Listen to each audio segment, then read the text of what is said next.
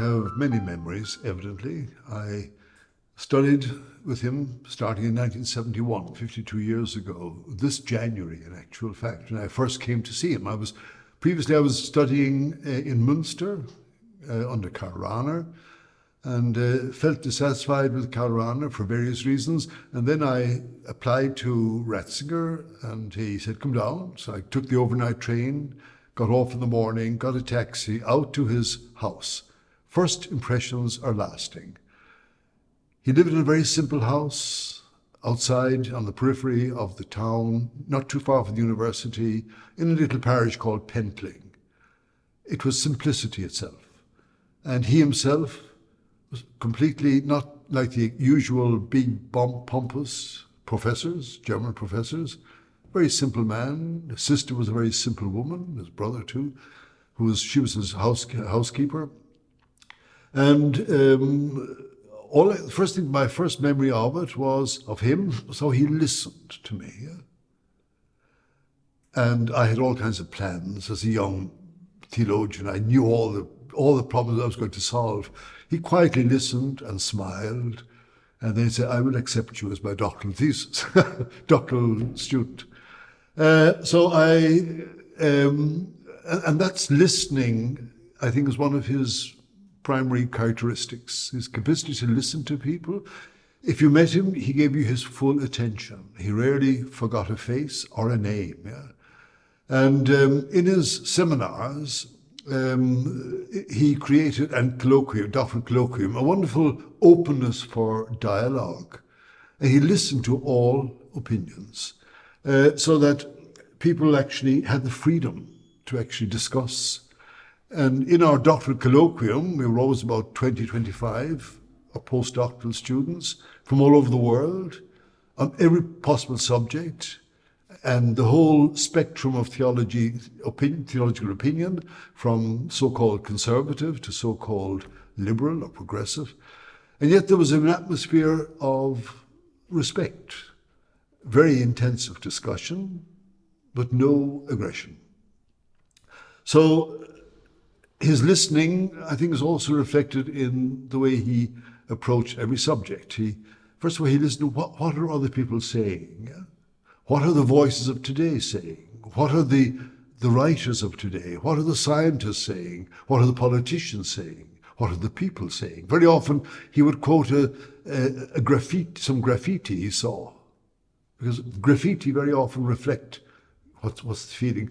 So then, of course, he listened to the voice of tradition, the voice of the great saints, the voice of the great thinkers, of the great philosophers, and above all, he listened to the Word of God. And that, I think, is the most profound thing that he also conveyed to all of us. No matter what he said, no matter what theology he actually described, no matter how intellectually demanding it could be, and he could be very demanding, yet, behind it was what he called the essence of New Testament spirituality, simplicitas, which really comes to being pure of heart, humble. Because, as he said ourselves, we don't possess the truth. We are possessed by the truth. We're always seeking to find the truth. So that essential humility is also part of his character. As it happened, I was also doing some supply work. I was chaplain to a convent of 12 nuns running a big diocesan retreat house with 100 beds. I also had charge of a church of ease of a local parish, and they were both in a valley outside Regensburg. So the diocese gave me a car to get in and out to university. And so I had to do that because our province couldn't afford to actually keep me in Germany for too long.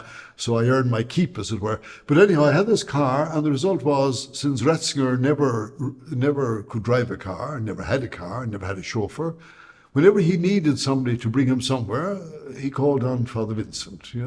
So in that way, when you drive a car, you get to know a person in a different way than in a lecture hall or in a seminar hall.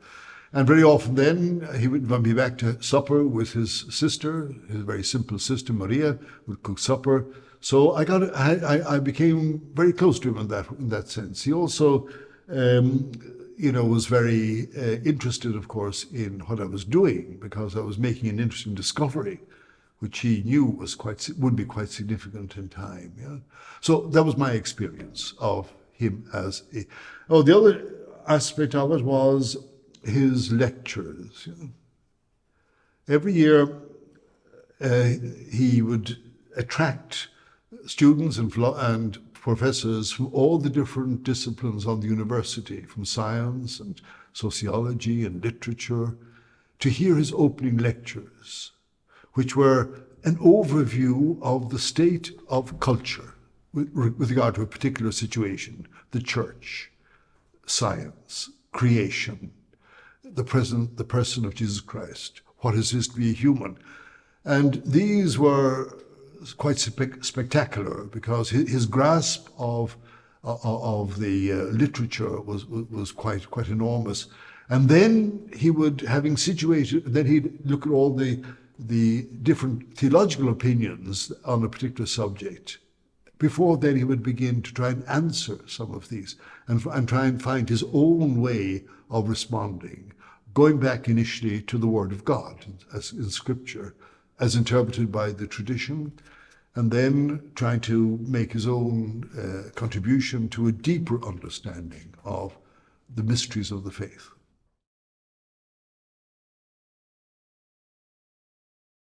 Well, of course, I think he's both. He's a great intellectual, but he's also a very simple person. Yeah? And he could relate to anybody because he remained the son of his parents. His parents were very simple people.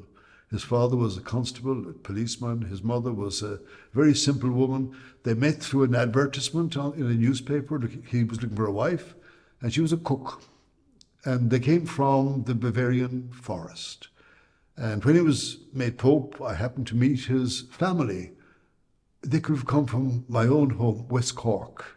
Very simple people, very salt of the earth. He always remained that common touch.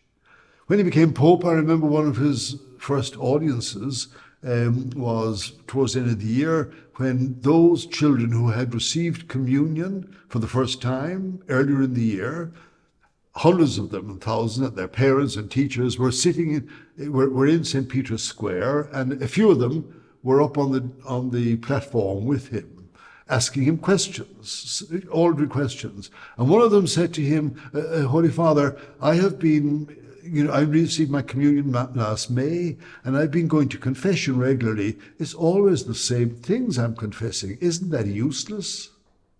And he replied, said, well, do you have a room at home? Yes, I sleep in my room. Do you tidy the room? Yes, I have to do it every week. Well, if you don't tidy your soul, it gets very dirty. So, another questioner, I'll never forget it, said, Holy Father, I like to go to Mass, I love it. But my parents, they sleep in on Sunday morning. And he said, well, now your parents are working hard to feed you and to educate you. And they're tired on a Sunday morning. But you should nudge them and say, sorry for troubling you, but could you bring me to Mass? So my own experience of him meeting people, no matter where it was, after he was made Archbishop and Cardinal of Munich, we had a meeting with his former students, first one ever, it's a seminary in Munich. When it was all over, we did meal. He asked me to bring me into the kitchen to thank the nuns. Yeah? He had very much the simple touch, but he was also intellectually demanding. But his writings, of course, are quite extraordinary, because they range from extremely technical debates on very difficult theological, philosophical issues and scientific issues, to very simple homilies, which spoke to people. He had a wonderful turn of phrase, almost poetic at times, yeah? And so ordinary people responded to that. His homilies in particular, his Wednesday addresses on the saints. People used to say that thousands came to Rome on a Sunday or a Wednesday to see the great star, John Paul II. they came to listen to Benedict, what he had to say, because he could touch the heart and the soul and the mind of people. Yeah? And then he had these interviews. The first one he gave one was the Ratzinger report, caused a furore at the time, because he also had the courage to say things that were unpopular, you know. Now people say, well, what was unpopular about them? Because we've accepted them. But anyhow, he would, and I remember congratulating him at a meeting afterwards. He said, no, that's theology light. But it's something that any intelligent person can read, you know. And his book-length interviews with Peter Sewald, which are quite extraordinary, Salt of the Earth, God and the World, Last Testament, they all, you know, he had the capacity to actually say spontaneously, without much thought, very, very profound things in relatively simple language. Yeah? But sometimes what he has to say is very demanding, challenging, because he challenges a lot of the assumptions we take for granted. And people don't like that, because if they're assumptions that we've got used to, it's a way of life that we've got used to, and we don't want to get upset about that. But I'm amazed, the Corriere della Sera, the main newspaper in Italy here, in its article on the funeral, expressed its own amazement at the affection that was poured out. That they reckon that 3,700 priests at least concelebrated, a few hundred bishops and cardinals, but at least perhaps 100,000, if not more, faithful. And during the 3 days he was lying in state, they reckon that over 200,000 people came from all over Europe and all over America to actually pay their respects. You know. So if he was intellectual, which he was also could be simple. And a real, everyone who comments on his theology say one thing about it: it's clear. He has a clarity. Now, it's geared towards different audiences, evidently, but it's his clarity and the music of his language, the beauty of his language, especially in German, that actually appeals to so many.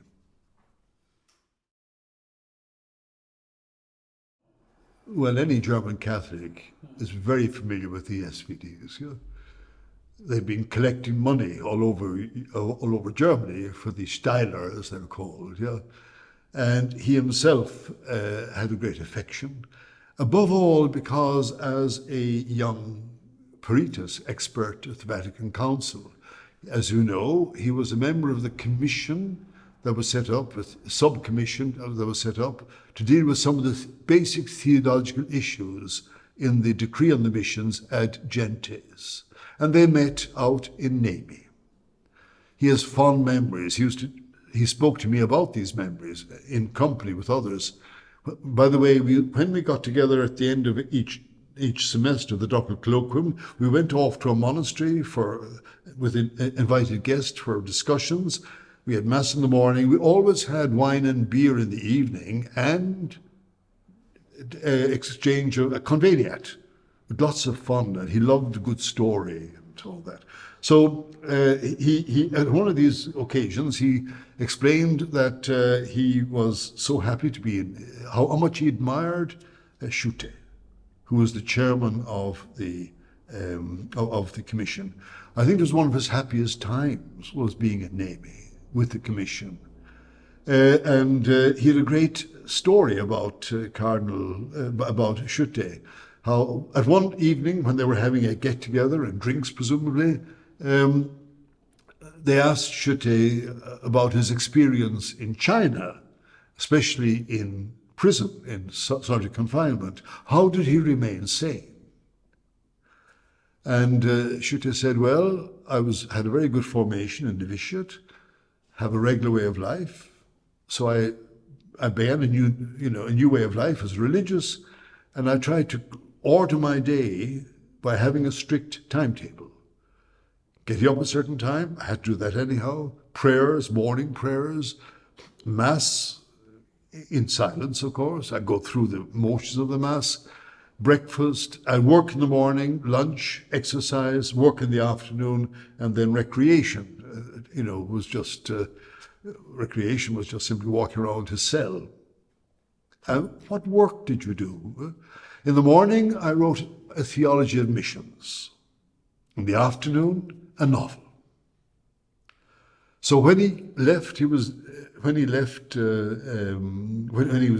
was thrown out of China, effectively, he went straight to the Missiological Institute in Munster and wrote his doctoral dissertation, his theology of mission. Yeah? And then, well, what happened to the novel? Oh, I never published that, he said. Now, the other experience I know of him was that he had a friend of his, one of his classmates was an SVD priest down in, I think it was Paraguay, or it could have been Ecuador, I'm not quite too sure. And he was the provincial, was very worried because at that time, before the council, you could only say a second mass with special permission or special reason, But he was saying masses galore, 3 or 4 or 5 masses on a Sunday or even more. And he wouldn't obey the provincial by not saying it. He went from one station to another. Anyhow, when he became prefect, Ratzinger became cardinal prefect, I think it was then, he wrote to him and said, would you please, instruct Father so-and-so to remain within canon law and say 1 mass or 2 at the most. The reply he got back was, he is an old man, let him alone. Let him do what he wants to do. I think that says a lot too about his humanity ultimately, and his understanding.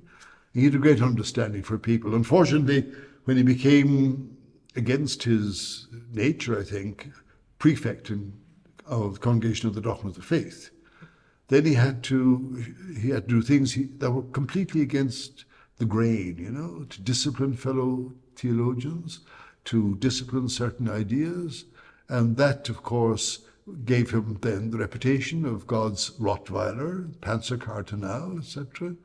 And there's certain truth to those, of course, but it's a caricature, it's a distortion, and it's not the full picture. The other, then when he was in Bozen on holidays on one occasion, he got I don't know whether he asked for, but he wanted to see Ois. So he flew to Ois, and he was met by Giancarlo, I think, And Giancarlo was about to tell him about Frenadima. Said, no, I know all about that from Father Vincent. So he was very much appreciative, and he loved Ois would, of course, be the kind of background that his own people would have come from. So he did have, and he, of course, he's been here in the generalate. He was always amazed at the activity here, and he had a great appreciation of what we as missionaries were doing. Some time ago, I had dinner with him, and we were talking about what projects I had, you see. And one of them, my last project I had is to try and articulate a theology of mission. I'm convinced that we have not quite articulated a convincing theology of mission that would reignite the zeal that Arnold Janssens and Frenadimats and all the great missionaries had, that sent them to the ends of the world, to bring the light into the gospel, into the darkness of men's hearts, And it would be inspired by his theology. I've just published a book on the liturgy, which is a product of his theology plus my experience teaching the sacraments in Papua New Guinea. But all that I've read of him, I realize now, right through his theology, there is a ground concern. It's the mission of the church. And when writing this book, which is inspired, as I said, by my time in Papua New Guinea, where I was teaching the sacraments. And I was trying to find an approach to the sacraments that would actually, resonate with the wonderful students I had, who themselves had come from a culture that had only been discovered by the West within the last 100 years or so. But it was something that Ratzinger, in one of his writings on sacraments, said that sparked this off to me. And he reminded us that all the sacraments have their origins, their ultimate origins, in the rituals of the peoples. Well, I think it's mostly his writings. They've been now published in Germany up to his election as Pope in 16 massive volumes. The smallest is over 750 pages, the biggest 1,400 pages.